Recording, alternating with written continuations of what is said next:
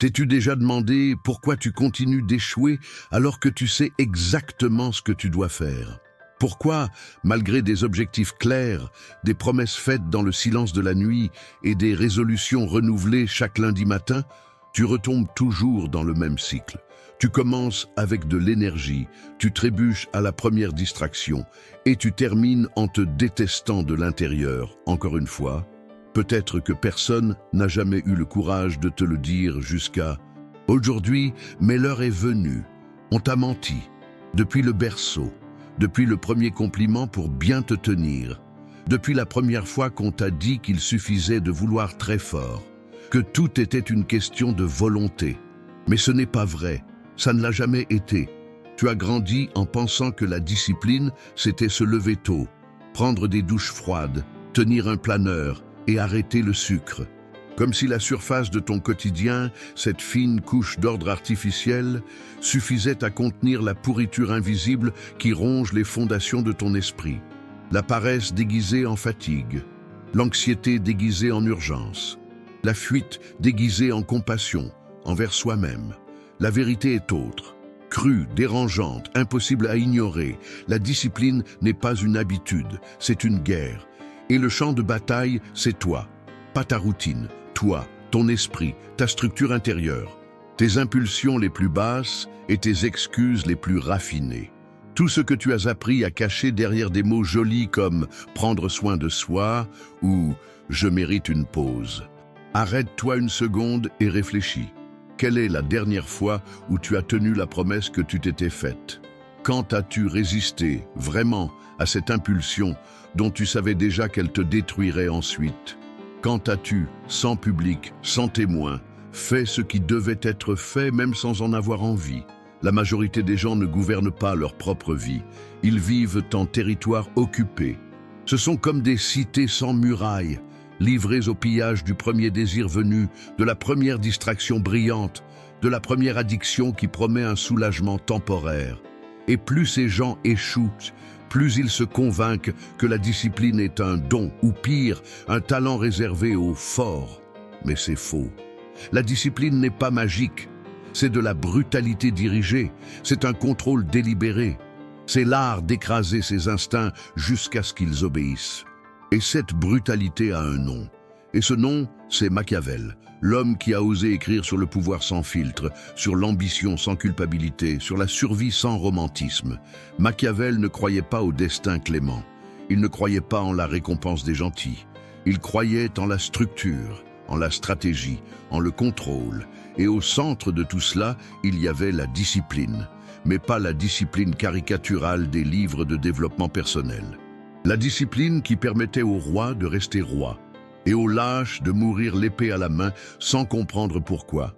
Pour Machiavel, il n'y a pas de différence essentielle entre le prince et le paysan lorsqu'il s'agit de discipline. Les deux peuvent tomber. Les deux peuvent céder le trône de leur propre vie à des forces extérieures. La différence, c'est celui qui a le courage de se gouverner lui-même avant que le monde ne le fasse. Car la vie, tout comme le pouvoir, ne reste jamais vacante très longtemps. Soit tu domines, soit tu es dominé. Et voici le premier micro-conflit que tu dois affronter maintenant, tout de suite. Qui est aux commandes, là-dedans? Est-ce toi qui décides de te lever, d'agir, de résister? Ou bien est-ce l'anxiété qui parle plus fort? Est-ce le doute qui freine tes pas? Est-ce cette petite voix qui dit « Aujourd'hui n'est pas le bon jour » qui te convainc de repousser encore une fois? À chaque fois que tu reportes, tu ne fais pas que retarder l'action. Tu remets les clés de ta vie à quelqu'un ou à quelque chose qui ne devrait avoir aucun pouvoir sur toi. Et ne te trompe pas, ces clés ne reviennent pas facilement. Chaque décision molle, chaque concession au confort construit une habitude. Et les habitudes, comme les armées, ont un commandant. Et si ce commandant ce n'est pas toi, alors tu as déjà perdu. Tu ne le sais juste pas encore. Pense à combien d'empires ont chuté, non pas par la force des envahisseurs, mais à cause de la décadence née à l'intérieur de leurs propres murs. Pense à combien de talents tu as croisés, noyés dans leurs promesses. Combien de personnes brillantes tu as vues sombrer parce qu'elles ont confondu l'inspiration avec la discipline, le désir avec la détermination, l'intention avec l'action.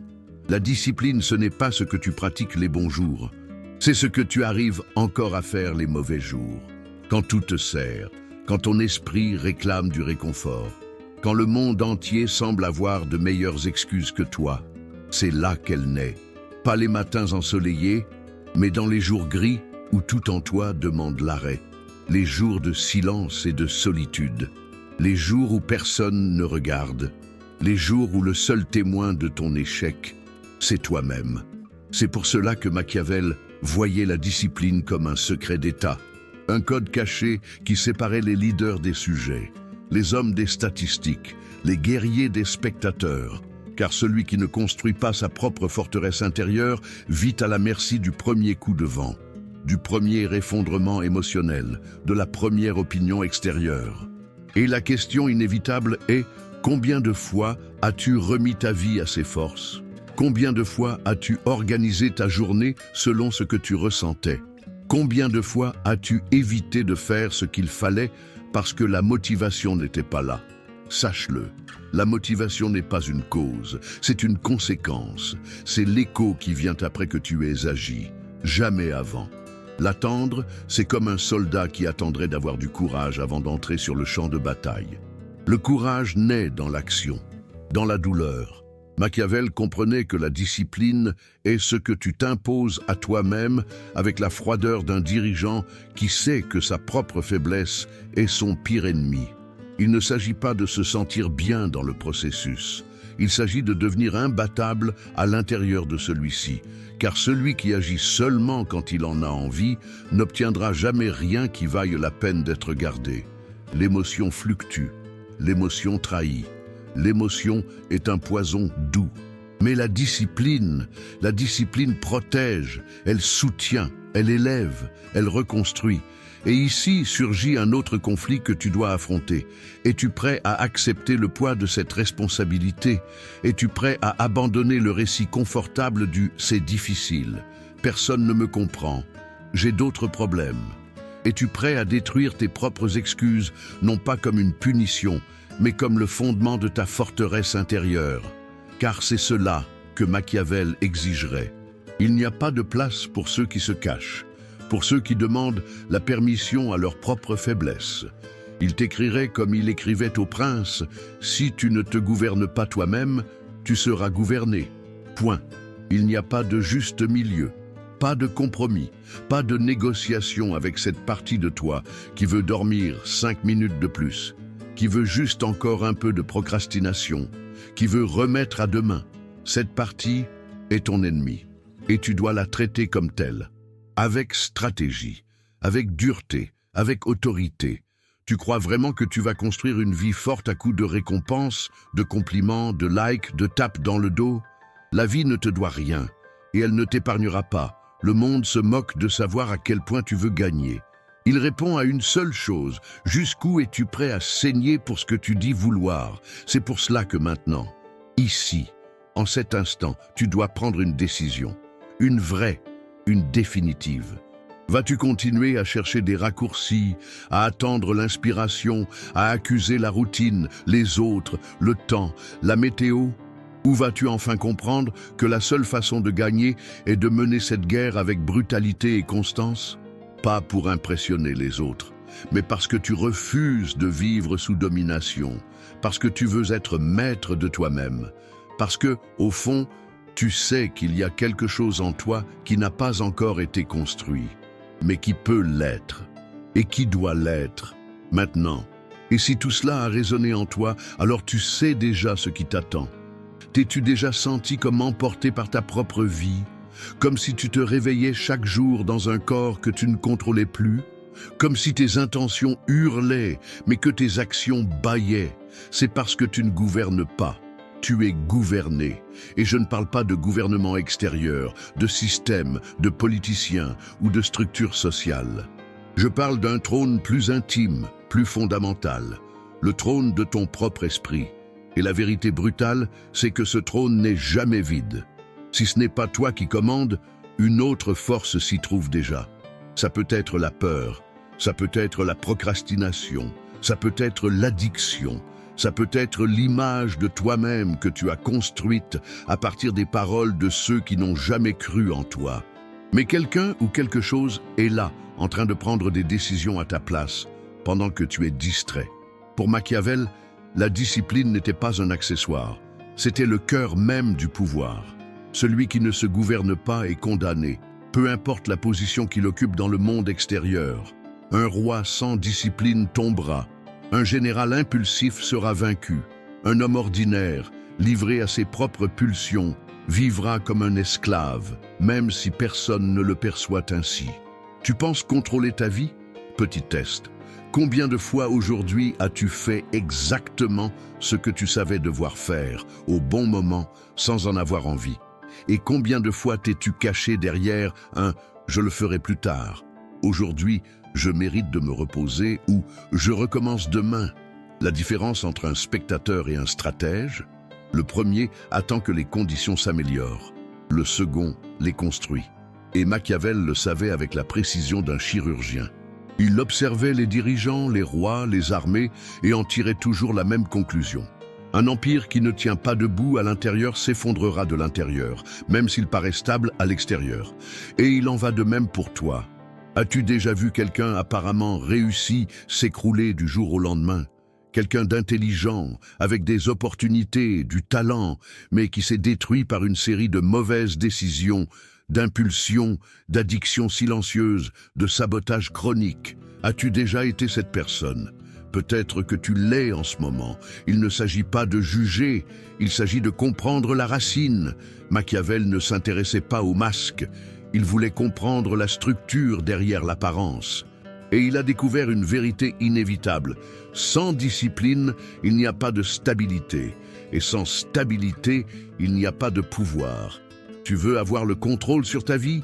Tu veux maintenir ce que tu construis? Tu veux tenir debout quand tout devient difficile? La discipline n'est pas négociable. Mais attention, cette discipline, ce n'est pas juste se lever à 5 heures du matin. C'est se lever avec la lucidité que, si tu ne diriges pas tes pensées, elles se retourneront contre toi. C'est agir avec stratégie quand la colère veut parler pour toi. C'est garder le cap quand la peur te paralyse. C'est continuer quand la fatigue se fait passer pour de la sagesse. Tu veux un exemple concret? Pense à Jules César, trahi par ses alliés. Pense à Napoléon, dévoré par sa propre ambition. Pense à ces PDG modernes, adulés en couverture de magazines, détruits par des scandales moraux ou des décisions impulsives. Maintenant, pense à toi.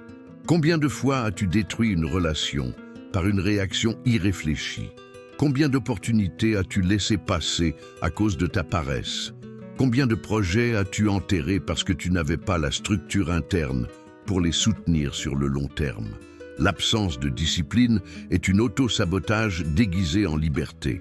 On vit dans une culture qui dit « Suis ton cœur, fais ce que tu as envie, respecte ton rythme ». Mais personne ne te dit que le cœur, lorsqu'il n'est pas formé, ment. Que l'envie change comme le vent. Que ton rythme, s'il n'est pas structuré, s'évapore comme de la fumée. Machiavel voyait l'être humain comme un terrain fertile pour la corruption de l'âme, par le désir, la vanité, la colère, l'orgueil. Et il n'avait pas tort. Combien de fois as-tu agi juste pour prouver quelque chose à quelqu'un? Combien de fois as-tu choisi le plaisir immédiat plutôt que la vraie victoire? Combien de fois as-tu saboté ta progression parce que tu ne supportais pas la pression du changement? C'est pourquoi, pour lui, la discipline était un bouclier qui protège ce que tu as de plus précieux, ta direction. Sans direction, tous les chemins conviennent. Et c'est exactement ce qui détruit chaque jour des hommes talentueux. Ils bougent, mais ne savent pas où aller. Ils agissent, mais sans constance. Ils veulent tout, mais ne peuvent rien maintenir. Et tu peux te demander, mais comment construire cette discipline?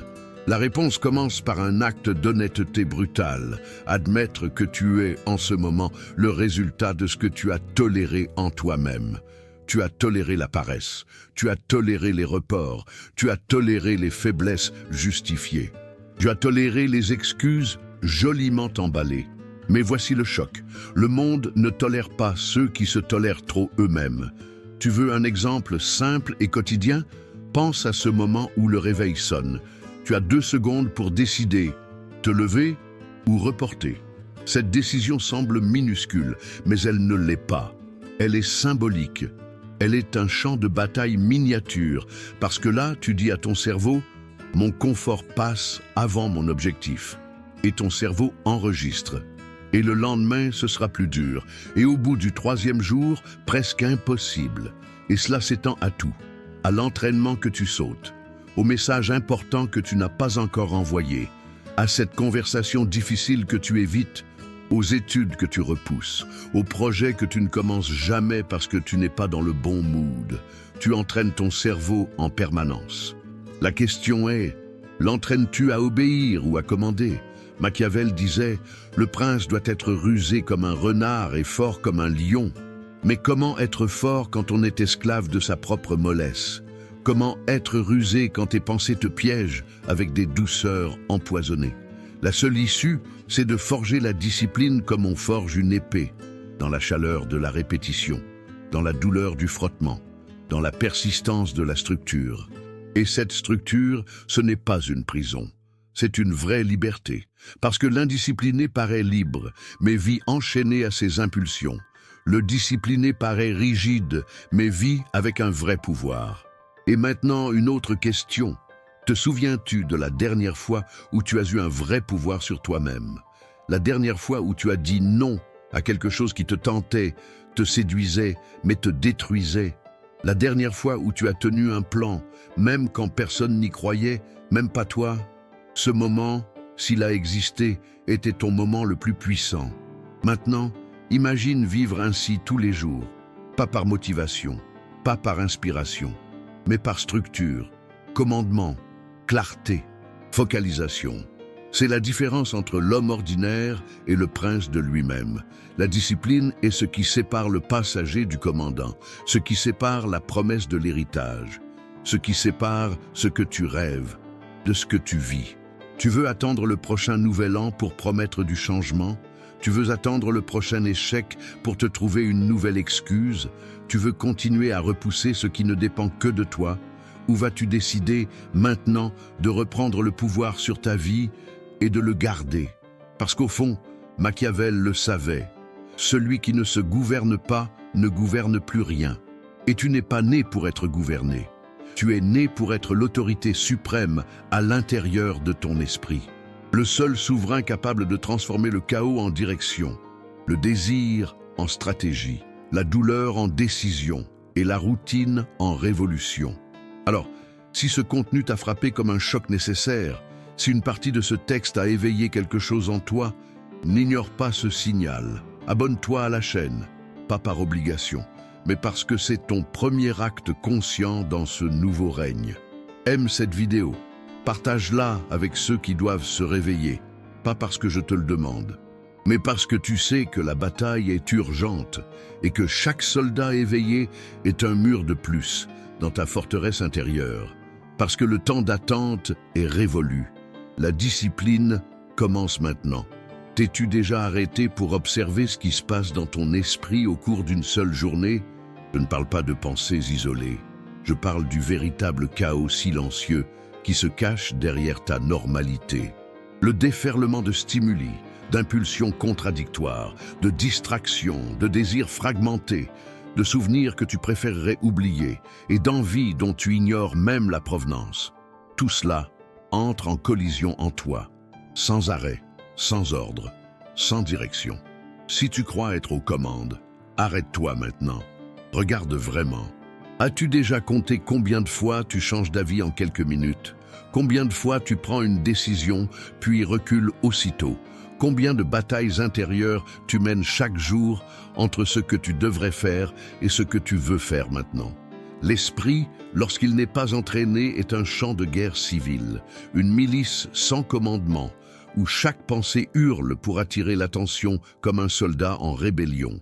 C'est pour cela que Machiavel, lorsqu'il écrivait sur le pouvoir, partait toujours d'un principe fondamental, l'ordre, car il savait, Il n'y a pas de victoire extérieure là où règne le désordre intérieur.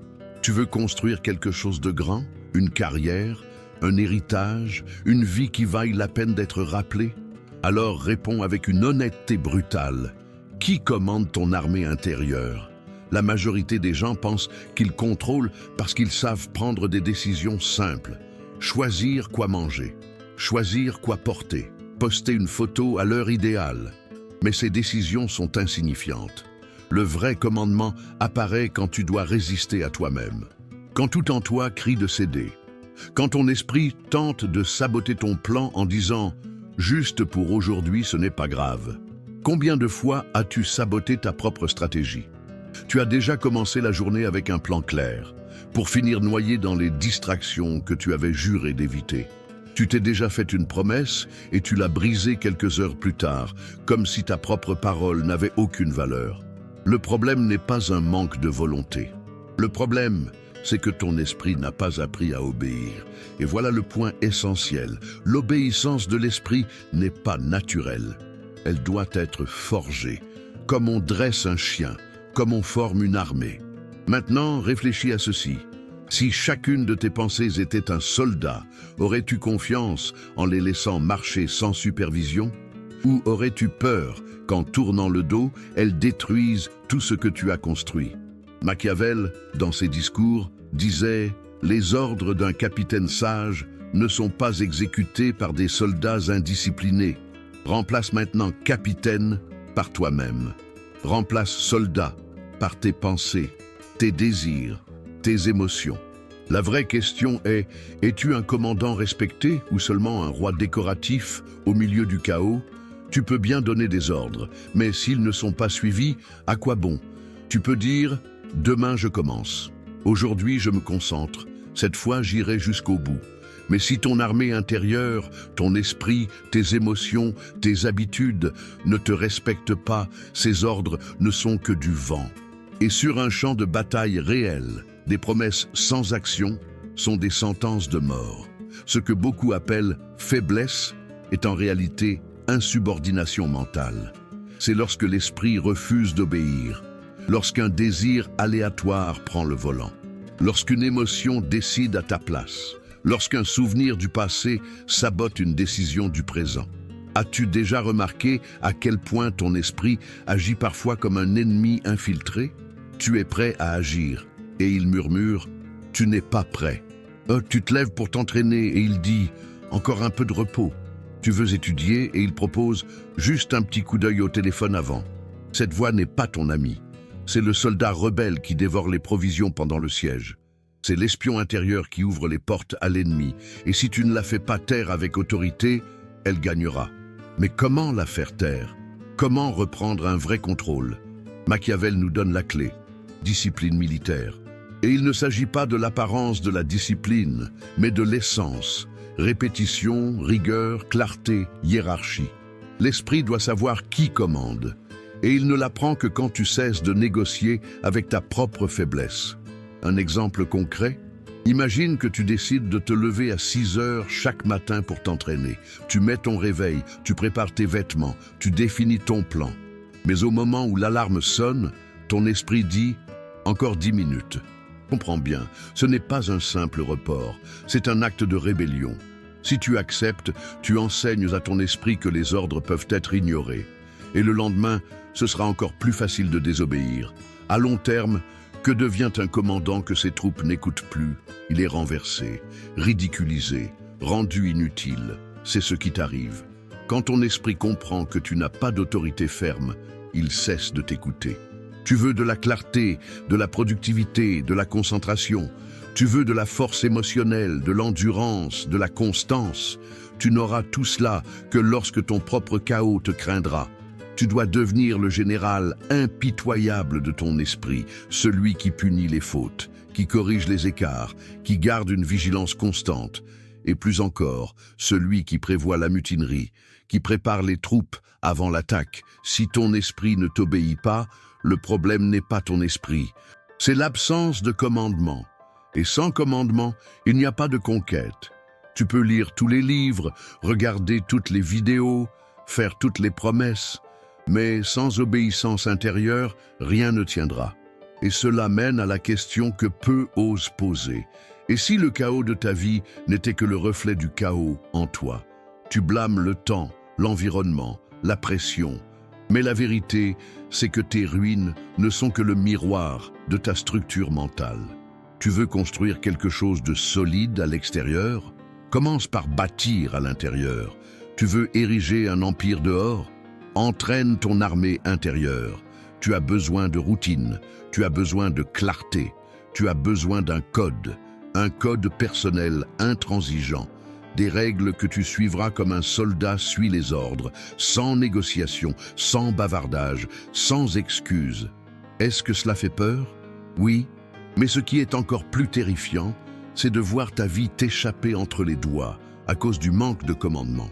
Et voici un avertissement. Tant que tu traites tes pensées comme des amis qui méritent d'être accueillis, elles continueront de te saboter. Tant que tu écoutes trop ta volonté, tu perds le contrôle. Tant que tu hésites, l'ennemi intérieur creuse ses tranchées. Tu dois agir comme un commandant assiégé, renforcer les murailles, punir les trahisons internes, organiser le chaos et définir une stratégie. Car si tu ne le fais pas, quelqu'un ou quelque chose le fera à ta place. L'esprit est comme un château encerclé. Si tu ne surveilles pas les portes, les fantômes du passé entrent. Si tu ne contrôles pas les tours, les émotions prennent le pouvoir. Si tu ne nettoies pas les sous-sols, les peurs s'accumulent jusqu'à tout empoisonner. Ta mission est de restaurer l'ordre. Pas demain, pas quand tu te sentiras prêt, mais aujourd'hui. Tant qu'il reste encore des soldats prêts à t'écouter, avant que la guerre ne devienne un massacre. Et si tu penses que c'est exagéré, observe autour de toi combien de personnes ont déjà perdu cette bataille. Des gens brillants, pleins de potentiel, dévorés par leur propre désordre. Des gens qui se sont moqués de l'effort et vivent aujourd'hui brisés de l'intérieur. Des gens qui ont choisi l'émotion et ont tout perdu. Vas-tu être l'un d'eux ou vas-tu reprendre le contrôle maintenant? Es-tu prêt à parier ton destin sur quelque chose que tu ne contrôles pas? Parce que c'est exactement ce que tu fais chaque fois que tu dis « Si tout se passe bien, j'espère que ça marchera, pourvu que ça arrive ». Tu t'agenouilles devant la déesse la plus perfide de l'histoire. Fortuna, la chance, le hasard, l'instabilité du monde.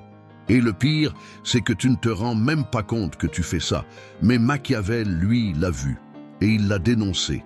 À une époque où les rois se cachaient derrière les miracles et où les victoires étaient attribuées à la grâce divine, il écrivait avec la froideur d'un homme qui connaissait le champ de bataille. Celui qui dépend de la chance est condamné dès le départ. La chance est comme une rivière en furie. Quand elle se déchaîne, elle déborde, détruit, emporte tout ce qui n'a pas été préparé à l'avance. Et tu sais ce que disait Machiavel? Que le problème, ce n'était pas la rivière. Le problème, c'est de ne pas avoir construit de digue avant l'inondation. Combien de fois as-tu été submergé par une tempête que tu savais pourtant inévitable? Tu savais que cette relation coulait. Tu savais que ce travail n'était pas stable. Tu savais que cette procrastination aurait un prix. Mais tu as attendu. Tu as remis à plus tard. Tu as parié sur la chance. Et quand tout s'est écroulé, tu as dit que c'était de la malchance. Ce n'était pas de la malchance, c'était un manque de vertu, pas au sens moral, pas au sens religieux, mais au sens machiavélique, brutal, réaliste, puissant. La vertu, c'est une force intérieure stratégique, c'est la capacité d'agir même quand le monde s'effondre, c'est la discipline en mouvement, c'est une volonté dirigée. C'est un pouvoir intérieur qui ne dépend ni du contexte, ni du climat, ni de l'opinion, ni des tendances, ni de l'aide extérieure. Et plus encore, la vertu, c'est ce qui construit les berges de ta vie avant que la rivière ne décide de changer de cours toute seule. Combien de berges as-tu négligées? Tu as compté sur la bienveillance de la vie. Tu as cru que les gens allaient t'aider, que les opportunités viendraient frapper à ta porte. Tu as attendu que quelqu'un reconnaisse ta valeur.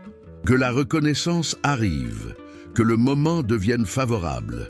Tu as vécu comme si Fortuna était de ton côté, alors qu'en réalité, elle n'appartient à personne. Fortuna est sauvage, elle n'a pas de morale, elle n'a pas d'empathie. Elle change d'humeur, comme le vent change de direction. Elle bénit les imbéciles et détruit les génies. Elle couronne les lâches et assassine les braves. Alors, pourquoi continues-tu à attendre qu'elle te choisisse? Machiavel enseignait qu'il n'y a qu'un seul chemin pour celui qui veut gouverner sa propre histoire, développer la vertu. Et ce n'est pas un talent, c'est une construction. As-tu déjà vu quelqu'un survivre à une tragédie grâce à sa structure intérieure? Quelqu'un tout perdre, mais se relever plus fort encore? Quelqu'un trahi, saboté, humilié, mais qui continue quand même? Cette personne n'était pas portée par la motivation. Elle était portée par la vertu.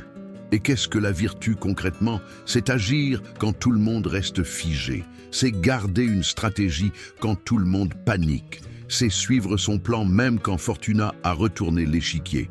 La vertu, c'est ce qui sépare les architectes de leur propre vie des orphelins des circonstances. Alors réfléchis, te comportes-tu comme un architecte ou comme un orphelin? Tu te prépares ou tu réagis, tu anticipes ou tu éteins les incendies, tu construis ou tu survis. Le monde d'aujourd'hui est rempli de gens talentueux qui vivent en mode réaction. Ils attendent que quelque chose se passe, ils espèrent que cette fois ce sera différent. Mais ce ne le sera pas, parce que le monde ne changera pas pour être plus juste avec toi. Il restera violent, arbitraire, imprévisible. Ce qui change, ce qui doit changer, c'est la force avec laquelle tu lui fais face. La vertu n'élimine pas le hasard, elle le transforme en opportunité. Parce que quand tu construis ta structure intérieure, quand tu entraînes ta discipline, quand tu te gouvernes, même le chaos commence à te respecter. Tu connais quelqu'un comme ça? Quelqu'un qui reste solide en pleine crise, qui garde un regard ferme pendant que tout le monde crie, qui n'a pas besoin d'expliquer sa force, elle s'impose. Ces personnes-là n'ont pas de chance, elles ont de la vertu. Et voici un micro-conflit auquel tu dois faire face maintenant. Te comportes-tu comme quelqu'un que même le malheur respecte?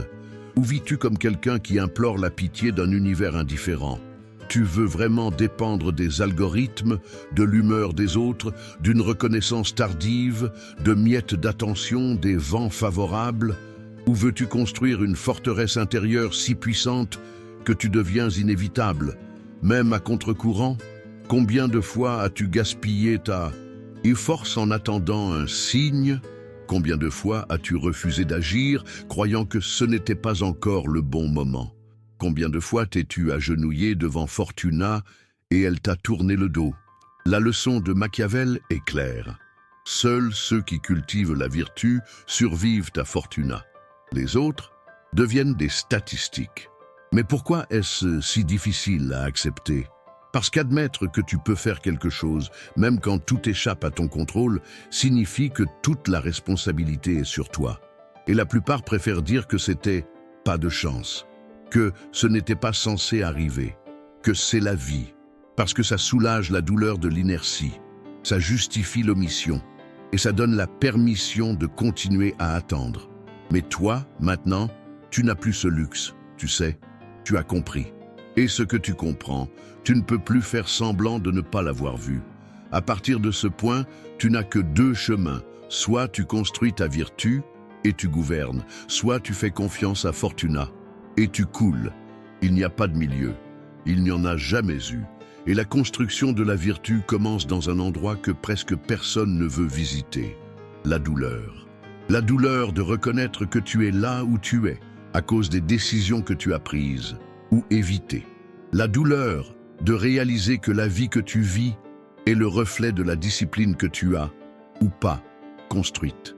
La douleur d'accepter que personne ne viendra te sauver, et que cela, au lieu d'être tragique, est en réalité libérateur. Parce qu'à partir de maintenant, si quelque chose doit changer, tu sais où se trouve l'outil. À l'intérieur, dans le contrôle, dans la stratégie, dans la répétition, dans l'acier de l'habitude que tu martèles jour après jour. Combien de catastrophes encore veux-tu vivre avant d'apprendre à construire des digues? Combien de relations doivent échouer? Combien de projets doivent s'effondrer? Combien de cycles d'enthousiasme et d'abandon peux-tu encore supporter?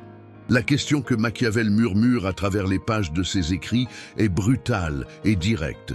Vas-tu continuer à être le jouet du destin ou vas-tu le façonner de tes propres mains? Car les grands hommes, disait-il, ne dépendent pas de la chance. Ils plient la chance, ils l'utilisent comme allié, comme outil, comme rouage. Mais pour cela, ils doivent être prêts avant même que Fortuna n'apparaisse. Car quand elle arrive, il n'y a plus le temps de construire. Il ne reste plus que résister. Et voici le point le plus douloureux. Tu le sais déjà. Tu l'as déjà vécu. Tu as déjà juré que la prochaine fois, tu serais prêt. Et maintenant, elle revient. Es-tu prêt? Tu n'échoues pas parce que tu es faible. Tu échoues parce que tu as été trompé.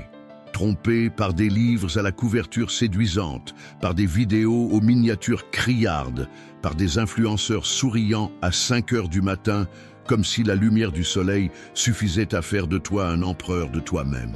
Trompé par des tableaux colorés, par des phrases motivantes sur Instagram, par des gourous qui vendent la discipline comme un complément alimentaire, 3 par jour, et ta vie sera parfaite. Mais tu as déjà essayé, tu as déjà lu, tu as déjà organisé, tu as déjà collé des post-it au mur, tu as commencé un nouveau planeur, tu as téléchargé l'application Tendance, et malgré tout, tu as échoué. Pourquoi ? Parce que ce qu'on vend aujourd'hui sous le nom de discipline n'est rien d'autre qu'un produit prêt à consommer. Un placebo psychologique, un jouet mental qui te donne l'illusion de contrôle pendant quelques jours, jusqu'à ce que la vraie vie frappe à ta porte et que tout s'écroule de nouveau. C'est ça, la grande imposture moderne de la discipline. Et tu dois la briser maintenant ou tu resteras son prisonnier pour toujours. Tu crois que la discipline consiste à créer une habitude automatique, qu'il suffit de répéter quelque chose pendant 21 jours et hop, un nouveau toi surgira des cendres de la procrastination. C'est une idée pratique, facile à vendre, mais c'est un mensonge. La vraie discipline n'est pas automatique. Elle ne sera jamais confortable. Et si un jour elle le devient, tu as déjà perdu. Machiavel n'aurait jamais accepté cette définition moderne. Il ne croyait pas aux astuces de productivité. Il ne faisait pas partie des clubs matinaux. Il ne comptait pas sur la coopération de son esprit. Il imposait, il commandait, il construisait ses actions comme on prépare une armée pour la guerre. Aujourd'hui, on traite la discipline comme un marathon de self-care. Respecte ton rythme, pardonne-toi, célèbre chaque petit progrès. Et ces conseils, pris individuellement, ne sont pas mauvais. Mais sais-tu ce qui se passe lorsqu'ils deviennent la base de ton système d'action? Tu construis un esprit qui n'agit que lorsqu'il se sent bien. Et voilà le coup fatal. Quand tu auras le plus besoin d'agir, tu te sentiras rarement bien. Tu seras fatigué, anxieux, perdu, plein de doutes. Tu te sentiras minuscule face à la tâche. Tu penseras que ce n'est pas encore le bon moment. Tu te convaincras que ce sera mieux fait plus tard, avec plus de qualité. Mais Machiavel enseignait, les princes qui attendent le moment parfait sont les premiers à tomber. Parce que le monde ne s'aligne jamais parfaitement. Parce que la fortune est instable. Parce que le vrai temps de la vie n'attend pas ton humeur.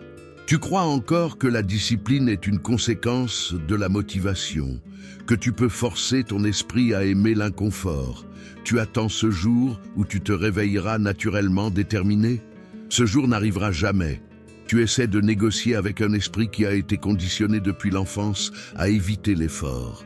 Tu as été entraîné à chercher le confort, à fuir la douleur, à anesthésier l'inconfort avec des distractions.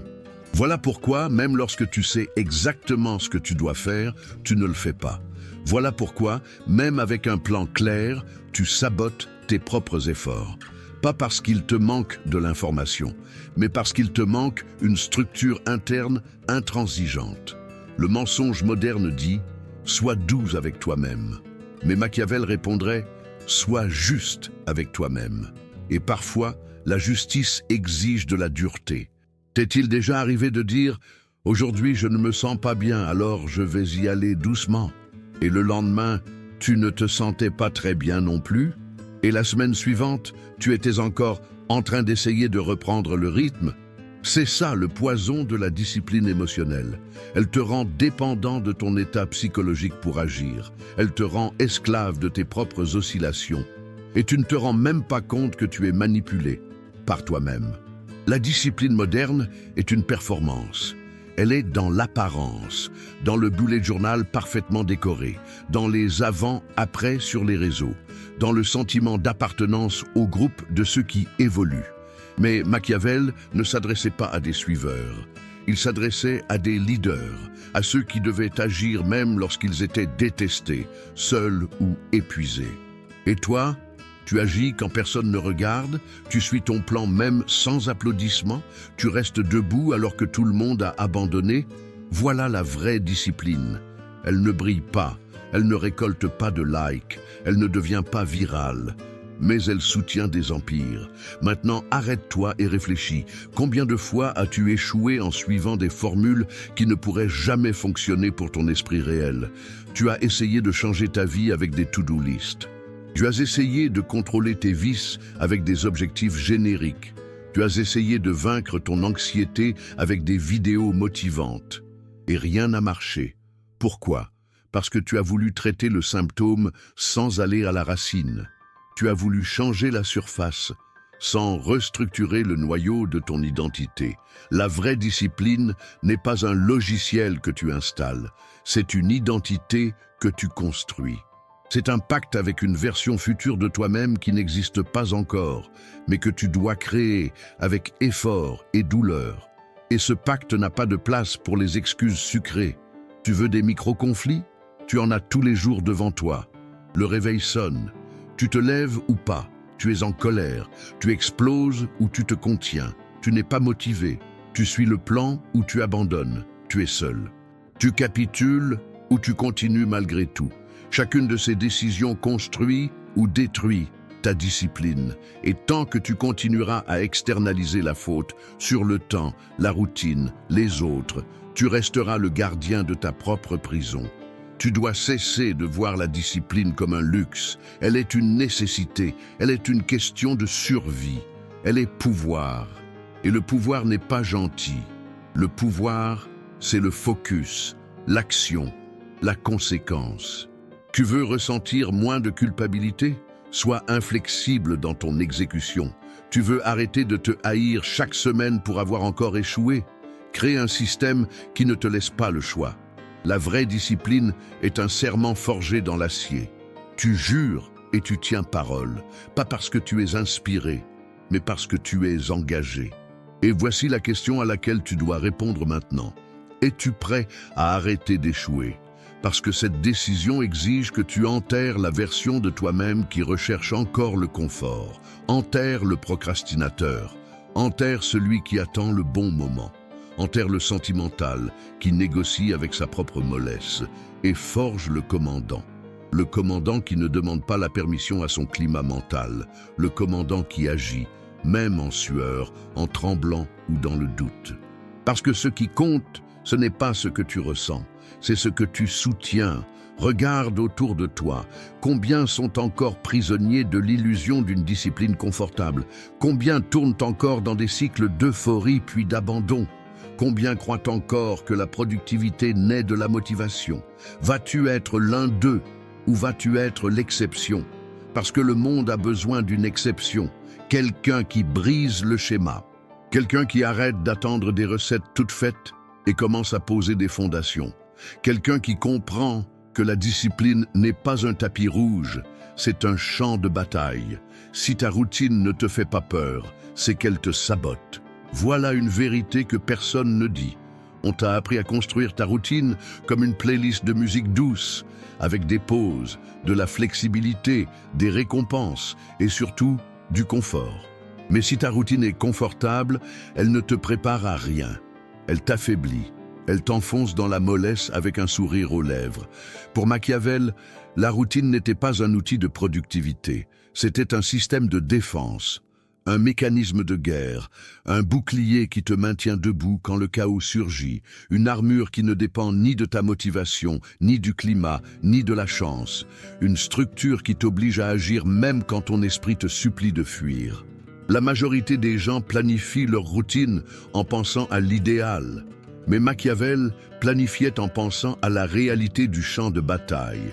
Il savait que, dans la guerre, ce n'est pas celui qui se sent bien qui l'emporte, c'est celui qui obéit à la stratégie, même sous les balles. Tu construis encore ta routine comme on organise un pique-nique, avec des pauses agréables, des tâches qui ont du sens émotionnel et des objectifs qui ne demandent même pas 10% de ce que tu peux vraiment t'offrir. Et le pire, quand cette routine échoue, ce qu'elle fait toujours, tu te reproches un manque de concentration. Mais le problème n'a jamais été ta concentration. Le problème, c'est que ta routine n'a jamais été conçue pour être exécutée. Elle a été conçue pour être agréable. Combien de fois as-tu écrit ton planning du jour pour l'ignorer à moitié à la fin? Combien de fois as-tu dit « je dois reprendre le rythme » comme une formule magique, sans réaliser que ta routine n'est qu'un amas de désirs mal organisés? Tu n'as pas besoin d'une routine qui fonctionne les bons jours. Tu as besoin d'une routine qui t'oblige à avancer quand tout s'écroule. Machiavel appelait cela l'anticipation. Un vrai stratège ne réagit pas à la crise, il la devance. Il construit avant la tempête, il s'entraîne quand tout est calme, il se renforce pendant que les autres se relâchent. Et voici ton premier micro-conflit. T'entraînes-tu pour un champ de bataille ou pour un jardin zen? Ta routine quotidienne détermine ta capacité à survivre dans le monde réel. Et le monde réel est impitoyable. Il ne respecte pas tes émotions. Il ne demande pas si tu es motivé. Il n'offre pas de réduction parce que tu es fatigué. Soit tu construis un système qui fonctionne dans le chaos, soit tu seras écrasé par lui. L'erreur la plus fréquente, croire que la routine est une question d'organisation. Mais non, la routine, c'est le commandement. C'est l'ordre que tu te donnes et que tu dois exécuter sans discuter. Et comment Machiavel ferait-il? Premièrement, vigilance totale. Tu ne peux pas gouverner une ville sans surveiller ses murailles. Tu ne peux pas diriger ton esprit sans contrôler chaque entrée et sortie d'énergie. Chaque jour, tu dois observer tes actes comme un général inspecte son territoire. Où sont les failles? Quels comportements sabotent ta stratégie? Quelles habitudes répètes-tu sans sanction? Tu laisses ton téléphone envahir les premières minutes de ta journée. Tu laisses ton lit te retenir plus longtemps que nécessaire. Tu laisses le juste pour aujourd'hui, non, devenir tous les jours, peut-être. Voilà les fissures par lesquelles l'échec s'infiltre. Machiavel savait qu'une ville ne tombe pas en un jour. Elle pourrit de l'intérieur. Ta routine pourrit en silence, sous de petites concessions que tu appelles des ajustements. Deuxièmement, une routine stratégique n'admet pas de décision. Décider coûte de l'énergie. Tout général le sait. S'il doit réfléchir à chaque pas, il sera vaincu par la fatigue avant que l'ennemi ne frappe. Ta routine doit être si claire, si automatique, si rigide que tu n'aies pas à penser. Tu exécutes. Tu hésites encore à savoir si tu vas t'entraîner, si tu vas étudier, si tu vas tenir ta promesse envers toi-même ou voir comment tu te sens. Alors tu n'as pas de routine. Tu as une enchère émotionnelle où chaque partie de toi mise sur ta volonté. Et le chaos offre toujours la mise la plus haute. Les vraies routines sont des clauses de guerre, des ordres, des directives non négociables. Tu te lèves et tu exécutes. Tu as peur, tu exécutes. Tu es épuisé, tu exécutes. Parce que ce qui est en jeu, c'est le trône de ton esprit. Troisièmement, conséquence brutale. Dans la guerre, l'erreur a un prix. Dans ton système, l'échec doit aussi en avoir un, pas par punition, mais par commandement. Pour que ton esprit comprenne, échouer n'est pas normal. Tant que tu traites l'échec comme un détail, il deviendra une habitude, crée des conséquences. Réelles, inconfortables. Tu as rompu le plan? Punis-toi. Tu as cédé à la paresse? Supprime quelque chose que tu aimes. Tu n'as pas agi comme un général? Alors traite-toi comme un soldat insoumis. Ça te fait peur? Alors tu n'as pas encore compris l'ampleur du jeu, car si tu n'imposes pas la conséquence, la vie le fera, et elle sera bien plus cruelle. Tu connais quelqu'un qui dit toujours « je dois retrouver mon rythme », quelqu'un qui passe l'année entre euphorie et épuisement, en répétant « cette fois, c'est la bonne ». Cette personne vit un effondrement stratégique. Et tu es peut-être en train de devenir cette personne.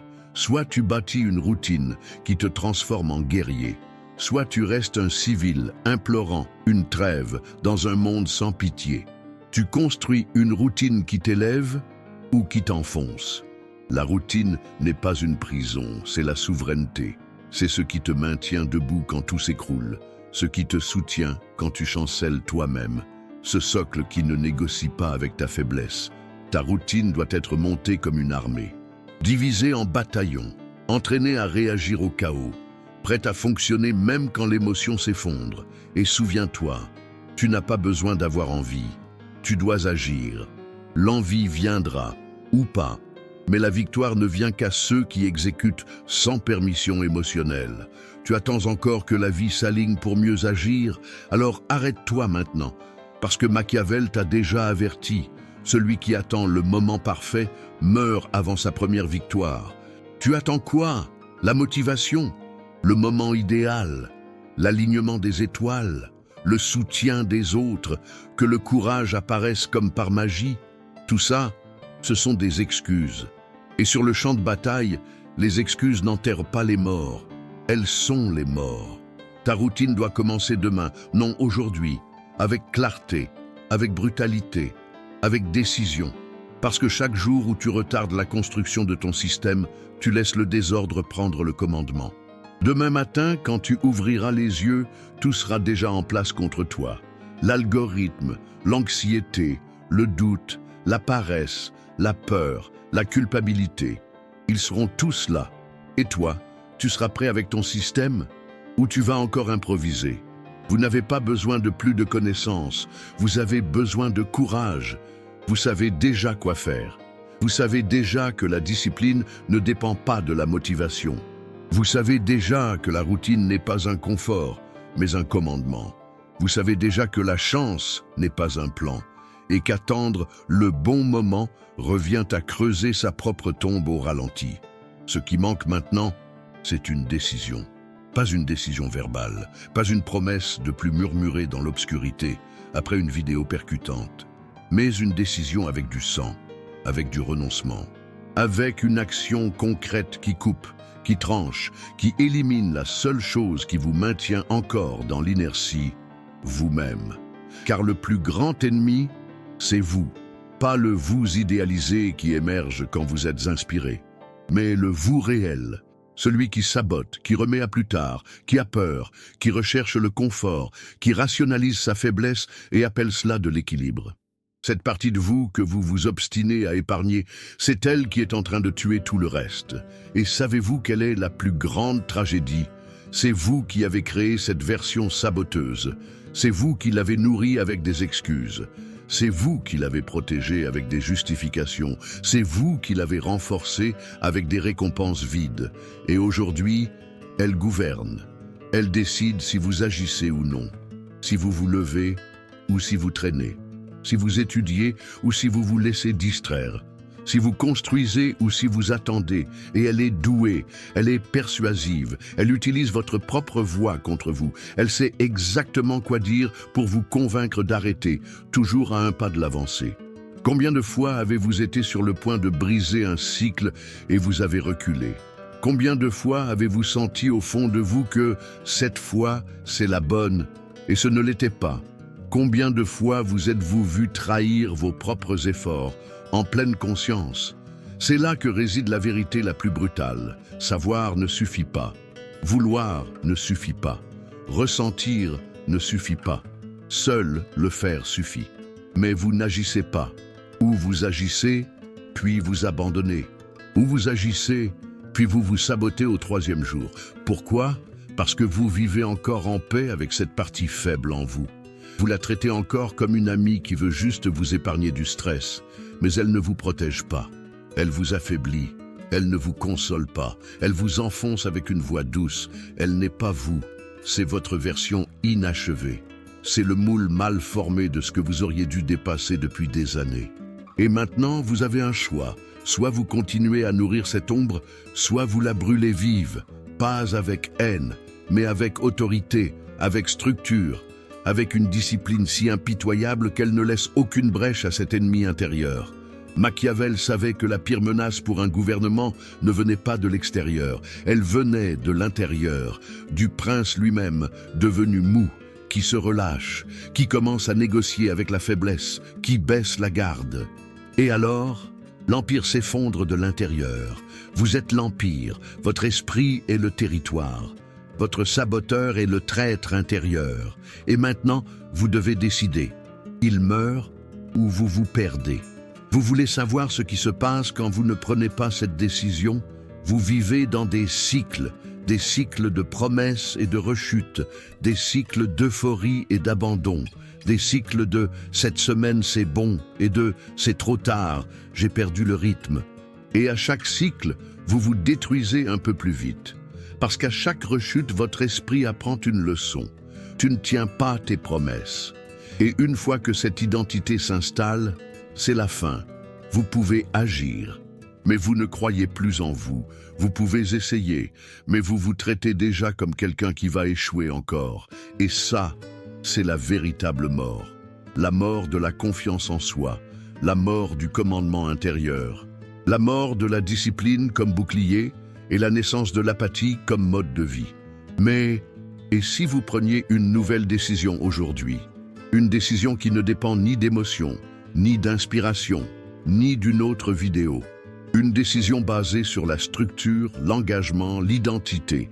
Et si, à partir de maintenant, vous vous traitiez comme une institution, un État, un régime, avec des lois, des punitions, de l'honneur et du commandement.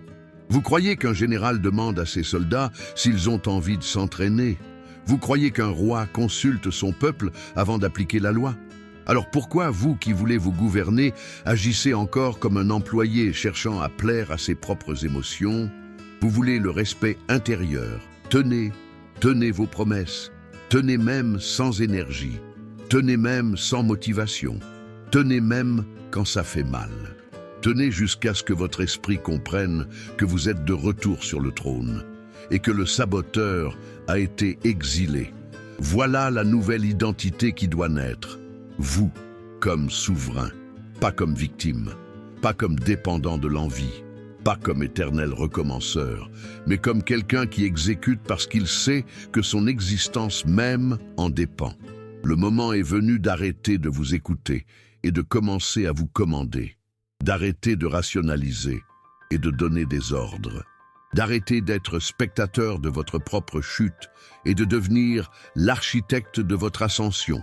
Vous ne gagnerez pas par la force, vous gagnerez par la structure, par la stratégie, par un commandement froid, par des décisions qui ne tremblent pas. Et quand votre esprit vous suppliera une trêve, vous répondrez par de la rigueur. Quand il pleurera pour du confort, vous donnerez une direction. Quand il voudra régresser, vous avancerez impitoyablement, car c'est le choix final.